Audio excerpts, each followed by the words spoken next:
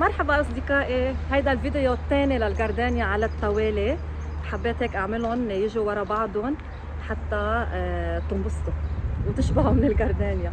هيدا معي اسامه، رح نحكي. هاي اسامه، كيفك؟ الحمد لله ماشي الحال. حبوك كثير المتابعين، وفي كمان عم يتمنوا لك انه الله يعطيك الصحه حتى تهتم اكثر بالنباتات. لان لاحظوا انه في كثير نباتات عندك هون، فبدهم يعني نحن اذا عندنا وحده على البلكون بنعطى همها 2 3. كيف انت عن جد عم بتلحق؟ الله يعطيك العافيه ويعطيك القوه ويخلي لك اولادك الحلوين ان شاء الله. هلا بنفرجيهم على اولادك اذا ما عندك مشكله. ما عندي مشكله. بدي فرجيهم على ربيع الصغير. اوكي، رح فرجيكم الجاردينيا اللي عنده، رح فرجيكم على الجاردينيا اللي عند اسامه. شوفوا هو كيف حاططهم، ورح اتركه هو يحكي اللي بده اياه كمزارع جاردينيا. شوفوا شو في عنده حتى يحكي. يلا كلنا سمع لك اسامه. مرحبا، كيفكم؟ الحمد لله. بعند الجاردينيا، في عندك 3 انواع الجاردينيا. الجاردينيا عندك بيها شغله واحده، اهتمام بها المي الصغيره. بدك التزمين بالمي التزام. اوكي. وما بدك تكتر مي كثير الجاردينيا. بس كترت لها مي الجاردينيا كثير بصير عندك تعفن بالتربه كثير. الجاردينيا نعم. وبدك تضل مهتم بيها بالحط الحديد والكالسيوم. اوكي. وين باكثر شيء بتحط لهم كالسيوم؟ ايه، كالسيوم جبالي الحديد. اوكي. هاي جبالي بنحط كالسيوم وحديد كل قد ايه بتحط لهم؟ كل 25 يوم مثلا نحط لهم مره واحده. اوكي. والفيتامين كل شهر مره واحده نحط لها الجاردينيا. ايه، الان بي كي بتحط. ايه بالكاد. نعم. وفي شغله واحده ثانيه، وبصير عندك عندي شغلات يحطونها بالبيوت. بصير عندهم الجاردينيا تغير عليها الجو. هلا مكان عندي هاي الجاردينيا غيرنا لها مكان، بصير عندك اجباري تغير الصيفة، يتغير عليها الجو. اذا غيرنا لها المكان بيتغير الجو عليها. اي يتغير اجباري. بيأثر هالشيء عليها؟ لا، يأثر عليها كثير. ما هي جت معوده جاردينيا تاخذ من الجاردينيا من بعضها. اوكي. بياخذوا الجو الرطب من بعضهم، ياخذوا كل الرطوبه من بعض.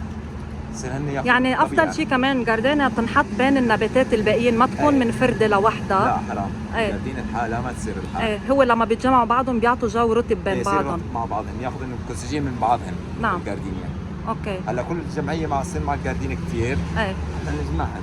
انا لاحظت هون انت مجمعهم حد بعضهم وهودول، وليك هيدي كمان اسم الله شو كبيره. هي جاردينيا كبيره كمان حاطط جاردينيا 2 3 4 5 6 7. وهونيك في كمان 3 كنت عم صورهم، يعني 10 اسم الله عندك. ايوه، وعندي جاردينيا هنيك الجهه الثانيه. اوكي، ليكوا وينهم هونيك. ليك اسامه كرمال اكساره. خلينا نحكي كيف اذا بدهم يعملوا اكسار. انت شو عملت حتى لي عملت اكسار؟ عم تخبرني. كنت بدك تزرع منها زراعه. بتصير تاخذ غصان مثلنا. نعم. هيك مثل عندك الجاردينيا. اوكي. نقص منها غصن حسب انت بدك تنقي الغصن اللي بدك اياه على الطلب انت. اوكي. طرفي. طرفي هذا. مثل عندك الغصن هذا تاخذ منه عقله. اوكي. تاخذ اكثر من شيء عندك على 10 سم. اوكي. العقله 10 سم. تاخذ عقله وتقصه. اي شيء عندك ماده، شيء حلو، عسل، اي شيء عندك تزبط معه. اوكي. عسل وقرفه او الوي فيرا كمان فينا نحط. يمشي الحال، كل شيء يمشي الحال. بس اكثر شيء عندك تحطي له حلو العسل، وعندك دبس حلو. اي شو عندك دبس كمان فينا نحط. هذا مثل العسل. شفتوا كيف تاخذوا خبرات من بعضكم. انا الدبس ما كنت عارفه فيه. شفت العقله هاي. احنا نوصلها هون. حط لها شيء مثل حلو كثير. اوكي. تزرعها بعلبه كثير. تصير تخفف وراها. تخفف عندك اوراق منها. شفت العقله الراسيه شويه هي. اوكي. الراس هاي شويه بدك تشيلوا منها. بشيل الراس اجباري. هاي تعطيك ضعف كثير بالجاردينيا. تخلي العقله هاي، يعني بشيل الكم اللي فوق بالجاردينيا. اوكي. هاي بعدين تعطيه عقول جديده تتفرع من تحت. اي مشان ما تكبر هي الجاردينيا. اوكي. تزرع العقله هاي. هيدا مثلا ما بشيله؟ لا، هذا بدك خليه. هذا خليه. اوكي. بخلي تحت الارض مثلا عين 2 لنقول. اي عينين بس. تحطها بالتربه على سمكه 3 سم بالتربه. هيك تصير. اوكي. هيك تصير مثل التربه. تنزرع الجاردينيا. نعم. في عندك موسمين لها تنزرع، شهر 11 وبشهر الثاني تنزرع الجاردينيا. بشهر 11 وشهر الثاني. اوكي. الشهر أوكي. الثاني هذا اللي نزرع نبيع الجاردينيا اكثر اوكي، شيء. يعني فترة 11 12 اي هذا 1 2 3 فينا نزرع، إيه. الثلاثة فينا نزرع في والرابع الجاردينيا. الشهر الرابع تقدر تزرعين منه الجاردينيا. ايه هون بلبنان، بس اذا كان إيه. دول عربية صعبة حسب. شوي. لا هنا نجربها بلبنان اكثر بلبنان ايه، بلبنان نجربين. اصدقائي للاربعة، بس الدول العربية يفضل ما يكون في عندكم حر كتير. اوكي، لان لان هي كثير احسن الجاردينيا تصير تحب الشمس اكثر شيء. بحر عندهم كثير، تصير دغري تعقل لهم العقله، يحطوا لها دغري بالتربه. ما بدها حتى تمام كثير، وبدها كل 3 ايام تبخ لها مي على الخفيف. اوكي، ما تكتر لها مي كثير عشان ما يصير العقله تعفن بيها شوي. والعقلة لما نزرعها بتراب بنحطها بمحل وين؟ كان مش شوي، بس مو كثير يجي شمس كثير قويه. اضاءة خفيفه بس. ايه اجباري، هي بدها اضاءه خفيفه. اوكي. الجاردينيا هي شغله واحده هيك. هاي العقله، احنا خلصنا من العقله. وصير بين عندي من الموظفين في منهم بتهر الوردة بتصير سوداء هيك قبل ما تتفتح الزهرة. عفوا بتشط الزهره. ايه لحظة بس حتى لك. في منهم بتهر الزهرة قبل ما تتفتح وبتسود. هاي شو بتكون المشكلة؟ هاي من كثرة المي. من كثرة المي. هاي يصير بيها، وبدها رش دواء فطريات. اوكي. بدك ترشينا دواء حشرات وكروز حسب عليها المرض. هي اوكي. اجباري الجاردينيا شغله واحده. هذا اللي بيها عليها المرض اكثر شيء يصير. اكثر شيء يصير على الجاردينيا هي يصير من عليها المن. ايه يصير هي حشرات كثير. لما تدبق الورقة ايه معناته في من. ايه من عليها. وبدها شمس ماكسيموم 6 ساعات 5 ساعات حسب يجي الشمس كثير عندي. اوكي. انا هون عندي تجي اكثر من 7 ساعات 8 ساعات بالشمس. هون كل النهار عندي شمس. بسم الله بتحطها 7 ساعات. اي كل النهار تطلع عليها الشمس الجاردينيا. اوكي. الشمس الجاردينيا بس اذا بكنا بدولة عربية شمس كتير قوية لا مو كتير. منخفف لها شوي ساعاتها. الجاردينيا بدها شمس قوية، بدك تضل مرطبينها التربة اجباري. اوكي تما عشان ما تنشف. تصير تنشف دغري. ما هي بس نشفت بدك ترجع تحط لها مي دغري. ايه بس تنشف يصير عندك يعني اجمالا بالدول العربية تنقول مثلا بلد بتوصل حرارته 40 وبتطول 40 لنقول خليها تكون 3 ساعات تقريبا 4 ساعات ماكسيموم، او مظللة نحطها تحت شجرة ما تكون شمس مباشرة قوية تحرق الشمس. بس هون بلبنان ليكو هون أسامة حاطتهم عم يحكي هون عم بيقول لي 7 ساعات بتضلها حاطتها هون ليكو ما في شيء فوقها، حاطتهم هون جنب الحيط. انا حاطط لك الحيط جنب الحيط. يجي شمسك اول شيء 7 ساعات يجي شمس. 7 ساعات شمس هون بحطوا. اوكي بس انتبهوا هون عم بحكي عن لبنان، الشمس بعد منا كتير. هلا اوكي في شوب بلبنان بس منه الشوب يلي موجود عندكم بالدول العربية. البلد اللي عم بيتابعني عارف انه عنده شمس كتير قوية، ما يمشي 7-8 ساعات لانه رح يفقدها للجاردينيا. الجاردينيا بتحب شمس متوسطة. هلا نحن بجو بلبنان معتدل عم بتضاين الجاردينيا هذا الوقت، بس عندكم انتم ما رح تضاين، فخليكم على ال4 ساعات كتير منيح. صح؟ مزبوط 4 ساعات 3 ساعات بزيادة الشيء، بس هي الشمس ماكسيموم. اوكي. ساعتين ساعة هي ساعة واحدة الشمس للجاردينيا ممتاز للجاردينيا. يضل عندك خضار لها مو خضرة كتير. اوكي. هي شمسية بس الشمس احنا مشان ما يصير بها امراض كتير. اوكي. نحطها الشمس. ايه. تنحط بالفيس. الشمس بتهرب الحشرات. هي تهرب الحشرات. ايه. بس يصير عندك ورقتها خضار. ايه بزيد خضارة. بالفيس يصير عندك وراء خضار. مزبوط.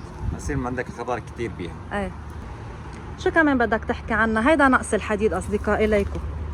هيدا لما يكون عندي الورقة الصفراء. ايه ورقة الصفراء وعندي العرق الاخضر جوا، هيدا نقص حديد. بينما اذا كان عندي ورقة صفراء مثل هاي كلها صفراء ما فيها عروق خضر، هيدا مش ناقص حديد. اوكي. هلا هيدي بدها حديد. هيدي النبتة بدها حديد لان ليكو هون في عنا عروق خضر وجنبها اصفر. شوفوا هون كمان عروق خضر، هيدا هو نقص الحديد. مش كل اصفرار هو نقص حديد، انتبهوا ما بدي اياكم تخربطوا. هاي الجاردينيا حطيت لها من 20 يوم حديد. اوكي. شوف حط لها حديد ليكو خضارها كيف هو حلو. هي ما حطيت لها حديد. انا حسب ليكو هيدا اكبر مثال مبين نقص الحديد. هيدا نقص الحديد. عروق خضر وهي صفراء، هيدا الحديد ناقصه. نقص حديد هي بيه. شو كمان هات نشوف هيديك الجاردينيا اللي كنت عم تقول عنها. هاي الجاردينيا عندي. هاي الجاردينيا كمان. ايه اسامه معك. عندي الجاردين هاي صار لي من 20 يوم حطيت لها حديد. اوكي. دهشت السوسن صار خضار لها شويه. وحطيت لها فيتامين 17. اوكي. اجباري نحط لها مع فيتامين وحديد. بضل منتمين. بالشتويه ما بتحط انت فيتامين لهم؟ لا فيتامين ما بحط كثير. اوكي. بالشتويه بصير هي الشجر الجاردينيا بتضعف كثير. ما يصير بيها نمو نبهها لها كثير، بتصير خفيفه ضعيفه كثير. اوكي. الجاردينيا هو بفصل النمو هو اكثر بصير الجذر يمتص السماد، لانه بالشتويه ما رح يمتص النبات السماد، فرح يروح دعان. مزبوط. فبس بوقت النمو بنحط السماد حتى ما نخسر. اكثر شيء نحطه بالصيف، اكثر شيء الجاردينيا نحطها بالصيف. نحط لها نفضيها وكشي ونحط لها فيتامين ونحط لها حديد ونحط لها كالسيوم. اكثر شيء. كالسيوم قد ايه كميه بتحط؟ نص معلقه. نص ملعقه صغيره؟ اي ملعقه صغيره. ملعقه صغيره جاردينيا. اوكي. هاي مثل عندك جاردينيا هي معلقه كامله نحط لها. ملعقه كامله صغيره او كبيره؟ لا صغيره المعلقه. ملعقه كامله صغيره بحط لها اسامه كالسيوم. هاي خضاره حلو، هاي خضاره حلو. اجمالا كلهم خضارهم حلو عندك. ليكو الياسمين شو حلوه كمان هونيك.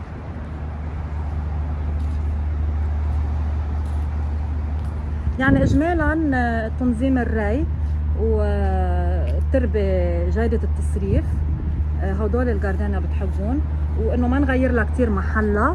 لا ما تغير لها مكانها. المحل المناسب لها ما نغيره يعني. مضبوط. الجاردينيا يضل مكانها، بدك كل ساعه تنقلين لها مكان. تحس هلا خلص ضاعت، بلش تضيع ويتغير عليها. تصير هي ما تحب الهواء كثير الجاردينيا. الجاردينيا بس هي كثير ما نحطها بمحل فيه مجرى هواء. لا ما يحرق على الهواء. ايه يحرقها. وبهر لها ورودها كمان. بيهر لها ورود. صح. الجاردينيا. الجاردينيا بس فيها كثير هواء. شايفين تصير وراها نصها تيبس. بتيبس لها وراها. اذا شفتوا وراها يابسه يعني في هواء عندكم داروها من الهواء. خلوا جو رطب، وكمان فيهم يرشوها شويه مي، هي بتحب هيك جو الرطب. مرشه مي. انا جا رش لنا في نار مي، حطينا مي بترشهم شوي. اجباري. الجاردينيا اجباري ترش مي وتنغسل غسيل. ما بدك تريد ترش مبيد الحشريه تغسلها مي عادي. اوكي. ما بدك تريد ترش عندك شيء بالبلكون شيء بالبيت بدك ترشها مي غسيل تغسلها مي. بتحب الجو الرطب. الجاردينيا بتحب الرطوبه كثير، عندك تحب الرطوبه المي لها. الجاردينيا. واهم شيء كمان للي عم يحضرنا بالنسبه للتربه، التربه دائما جربوا زرعوها لما تجيبوها من المشتل بتراب بيتموس على الحل. لما كنت تحفروه بالارض بتحفروا بتعملوا بيتموس بتحطوا، لانه تصريفه كتير حلو وهو بيئه حمضيه بيناسب كتير الجاردينيا، وبيخلي الحديد يوصل للجاردينيا. لان نحن هون تربتنا قلويه بالشرق، تربتنا قلويه بس فيها حديد اسامه. تربتنا كثير فيها حديد وغنيه بالمواد الغذائيه. مزبوط. بس الجاردينيا ما بيناسبها التربه القلويه، مشان هيك ما فيها تسحب الحديد لانه مش مناسبتها من اصله التربه. صح. فنحن شو حتى نحن نحول التربه لحامضيه بنحط لها البيتموس او الخل اللي حضرتك حكيت عنه. هيك نحن صرنا عم نساعد الجذر انه يمتص الحديد، لانه صار قادر يمتص الحديد لانه التربه حولناها نحن لحامضيه. المهم التربه تكون حامضيه ليقدر يسحب الحديد يلي موجود بالتربه. هيدي النقطه كثير مهمه كمان. مزبوط. هي وهيك في شيء بعد بتحب تخبرنا اياه؟ لا ما بس شيء يعني انا خبرتك. اوكي شكرا. ليكو اصدقائي افترضوا هون في جاردينيا، اوكي لاجيب لكم. انا بدي احط بزراعه الجاردينيا. ها؟ هذا زراعه التو جديد. هاي زراعه جديد؟ ايه بدك افك لك اياها. نقلها جديد يعني. ايه انا هلا ناقلها جديد. ايه لا ما تنقلها ما بدي تنقلها. شوف بس بدي اقول لهم كيف يعملوا. مثلا هيدا الصحن اوكي، دائما تحت الجاردينيا حطوا بلاطه هيك تكون اصغر من هاي. هلا هون بالمشتل لانه اسامه ما عنده اصغر منها اضطرينا انه نستعمل بها، بس انتم استعملوا بلاطه تكون هيك هالقد، ونشيل هاي بدي عزبك اسامه نحطها هيك حتى دغري تصفي المي تحتها اذا كنا حاطين لها صحن. اوكي هيك هاي البلاطه بتمنع انه ترجع المي تتشرب، لانه على البلاكين بحطوا غير المشتل هون بحطوا صحن ستات البيوت ما تجبي لهم البلكون. فانتم دائما حطوا بلاطه فاصله بين البو وبين الصحن، خليها تصفي ميتها خلال 5 دقائق، لازم تكون مصفيه ميتها. اوكي، مشان هيك البيتموس عم لكم عنه مهم، لانه دغري سريع التصريف، بيحتفظ بالرطوبه، بياخد الكميه اللي بده اياها وبيكب الباقي. اوكي، ولما بدكم تسقوا الجاردينيا كمان فينا نشيل هالبلاطه هيك، بنحط مي هون وبنسقيها. حط المي بس صح. كمان فينا نحط سماد بالمي، كمان السماد بيمتص كمان هون، ان كان حديد او مثل ما انت عم تقول تحط كالسيوم، فيك تحط كالسيوم هيك. ولما ندسها هون صارت مي، خلص بنشيلها وبنحط، بنرجع البلاطه وبنتركها تصفي الباقي اللي ما بدهم اياهم. اوكي، هون مهمين الاشياء كرمال الزهره ما نفقدها، وكرمال نحن نشوف زهره حلوه، لان نحن بنجيبها كرمال زهرتها الحلوه. اوكي، هول اجمالا اصدقائي الحلقه مع اسامه، ان شاء الله تكونوا استفدتوا. اي سؤال كمان اسالونا. انا عملت حلقه عن الجاردينيا، عملتها لوحدي، حكيتكم عنها، وبس قلت بدي اعمل كمان حلقه ثانيه مع اسامه نشوف هو كيف عم بيعامل نباتاته هون، وخصوصا للي ساكنين بلبنان فيعرفوا كيف يتعاملوا مع الجاردينيا. بعد بس سؤال لاسامه، كل قد ايه بتسقيهم؟ الجاردينيا عندي كل نهارين، كل يومين عم تسقيهم بهالحاله عندك؟ ايه الحاله، كل يومين اسامه بيسقيهم هون؟ بحط لهم مي يعني. اوكي، كل نهارين، نهار ايه ونهار لا. اوكي، بحط لهم مي، لان هن يعني 7 ساعات، فاجباري عم تنشف التربه. يعني انا هون هلا ونشفت، شمس قوية شوي. الشمس قوية كثير. الجاردينيا بتحب الشمس كثير، بس مو بتحب كثير قوية كثير. اي شيء ومنه شيء ومنه. اي اجباري. انتم حسب بلدكم، في شمس قوية بنخفف، شمس مثل لبنان فيكم تحطوها. الهولندي الصغيرة ما فيكم تحطوها بالشمس، بدها بس إضاءة. لا بدها إضاءة خفيفة. هي شكل داخلي هذا. بدها إضاءة، ايه هي داخلية، لأنه هي أصلا معودة على أوروبا وهيك، فما بتتحمل جونا. بنصحكم بلاها الهولندي، نصحتكم هيداك الفيديو بلاها كمان أنا، لأنه جبتها صراحة وماتت، ما قدرت أتصرف معها. لا الجاردينيا ليش حساسة كثير، ما تحب ايه، فرح تعذبكم، رح تدفعوا حقها ورح تروح. جيبوا البلدي، هيدا مقاوم وبيتحمل اجواءنا مثل هول اللي شفتوهم هلا. هذا عندك الجاردينيا بتحمل كثير، بتحمل الشوب، بتحمل عطش كثير، وبتحمل عندك بدك اهتمام له قليل. الجاردينيا ما بدها شيء اهتمام الجاردينيا كثير عندك هيك. انا والله جاي اهتم كل اسبوع، جاي احط لهم كل شهرين كل شهر حسب اهتمام يعني كثير بالتعشيب والتنظيف لهم، جاي اقصقصهم. بالشتوية كمان إذا قدرتوا تحطوا سماد بقر بالشتوية مرة بالسنة، عدا الان بي كي اللي عم نحطه خلال فصول النمو بالربيع والصيف، عدا الان بي كي إذا فينا نسمد زبل بقر بالشتوية بيكون كتير منيح. هيدي مرة بالسنة. ايه، زبل بقر كتير مهم، كمان بيعمل بيحول التربة لحامضية كمان زبل البقر. مظبوط، يعني بيساعد التربه القلويه تقلب حامضيه. زبل البقر كمان بيساعد التربه انه تتنفس لانه مسامه هو. مظبوط، هي الشغله هاي. ليكو في مفرجيهم ابنه، ليكو ابنه لاسامه.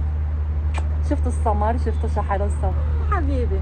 اسامه لنودعهم هون، رح نقول لكم باي، وبنشوفكم ان شاء الله بفيديو جديد، وبدنا نرتاح شوي من الشمس لانه لا شوفين كثير قويه. يلا بشوفكم بحلقه جديده اصدقائي، بحبكم كثير. باي. يلا باي.